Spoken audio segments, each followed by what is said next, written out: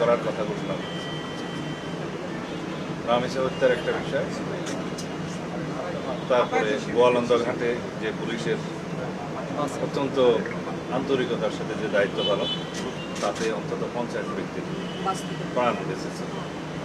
গজারিয়াতে একটা কিশোরী হত্যা দর্শনের পরে নদীতে ফেলে দিয়েছিল, কোনো ক্লু পাওয়া যাচ্ছিল না, সেটাও খুব সংক্ষিপ্ত সময়ের মধ্যে পুলিশ আসামি গ্রেপ্তার করে তদন্ত করে তারা স্বীকারোক্তিমূলক জবানবন্দি দিয়েছে আসামিরা।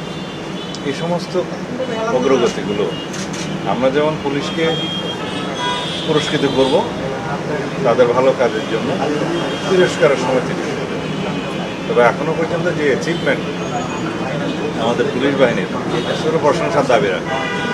রামেসা হত্যা, ধর্ষণ এবং হত্যা যে নৃশংস হত্যাকাণ্ড নিয়ে সারা দেশে এটা তুলপাড় অবস্থা সৃষ্টি হয়েছে।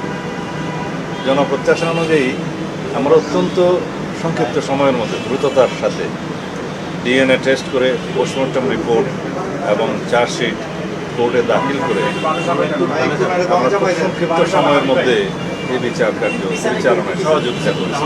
বিচার করেছে আদালত। আদালত এই ঈদের ছুটির মধ্যে তাদের ছুটি বাতিল করে বা জুডিশিয়াল যেটা লিভ আছে সেটা বাতিল করে আদালতের কার্যক্রম পরিচালনা করেছে। তারা একটা রাষ্ট্রীয় এবং সামাজিক দায়বদ্ধতা থেকে সেটা করেছে। তবে যাতে অবিচার না হয় সেজন্য রাষ্ট্রপক্ষ থেকে আইনজীবী, আসামি পক্ষের আইনজীবী হিসেবে একজন নিয়োগ করা হয়েছে। সাক্ষী প্রদান করা হয়েছে, চিকিৎসক সাক্ষী দিয়েছে, পুলিশ সাক্ষী দিয়েছে। এখানে যেহেতু আসামি 2 জন, যেহেতু 164 স্বীকারোক্তিমূলক জবানবন্দি রেকর্ড করা হয়েছে, ডিএনএ টেস্ট এবং পোস্টমর্টম রিপোর্ট দিয়েছে, সব কিছু মিলিয়ে এই মামলাটা খুব বেশি কঠিন কিছু ছিল না প্রমাণ করা। আমরা প্রমাণ করতে সক্ষম হয়েছি এবং আদালত ন্যায় বিচার করেছে, আসামিদের মৃত্যুদণ্ড দিয়েছে। এখন আমরা বলতে পারি যে বাংলাদেশের এই বিচারিক ইতিহাসে এবং পুলিশের গ্রেপ্তার এবং তদন্তের কার্যক্রমের ইতিহাসে এটা একটা মাইল ফলক। এভাবেই আমরা ইনশাআল্লাহ জনপ্রত্যাশা অনুযায়ী দেশে আইনের শাসন প্রতিষ্ঠা করতে চাই। আশা করি আমরা সকলের সহযোগিতা পাবো। কার্যকরের বিষয়টা নিয়ে মানুষ আসলে কার্যকর হয় না বলে আসলে মানুষের আশা থাকে না। কার্যকরের বিষয়টা হচ্ছে যখন মৃত্যুদণ্ড দেওয়া হয় কাউকে, সেটা ডেথ রেফারেন্স হিসেবে হাইকোর্টে শুনানি করতে হয়। হাইকোর্টে এরকম ডেথ রেফারেন্সের সংখ্যা, যেগুলো ডেট অনুসারে শুনানি হয়, আগেরটা আগে পরেরটা পরে হিসেবে। তবে ব্যতিক্রম হিসেবে 2-1টা ঘটনা হয়েছে। আমরাও এই বিষয়টা মাননীয় সুপ্রিম কোর্টের নজরে আনবো এবং অ্যাটর্নি জেনারেল অফিসকে আমরা বলবো যাতে রামেসা হত্যার যে ডেথ রেফারেন্স শুনানিটা যাতে সিরিয়াল একটু এগিয়ে আনা যায় আইনানুগভাবে। তাহলে পরে ডেথ রেফারেন্স শুনানির পরে যদি মৃত্যুদণ্ড বহাল থাকে তখন কার্যকর করার কোনো সময়ে বিলম্ব হবে না।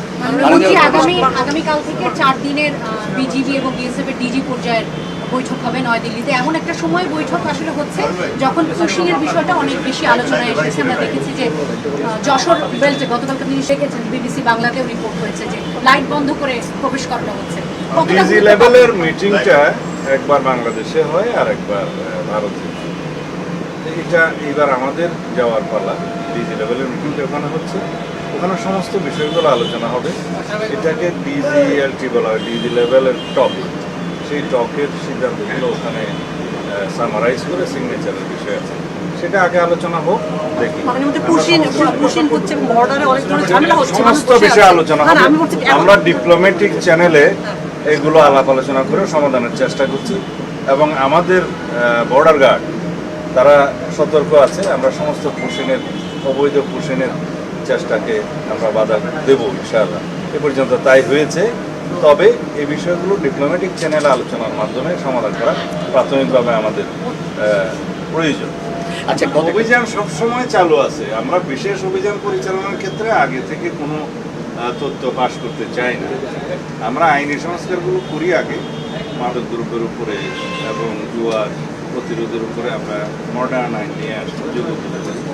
তখন আমরা আসামিদের বিরুদ্ধে যথাযথ প্রক্রিয়ায়, আইনি প্রক্রিয়ায় আগাতে পারবো। এখন যে আইনগুলো আছে ওখানে কিছু দুর্বলতা আছে, যার কারণে অপরাধীরা ছাড়া পেয়ে যাচ্ছে। সেগুলো আমরা আগে address করব। আর পুলিশকে যে আমরা পুরস্কৃত করবো এই সমস্ত ঘটনায়, এটা আপনারা বেশি করে প্রচার করবেন। Thank you. ইনশাআল্লাহ।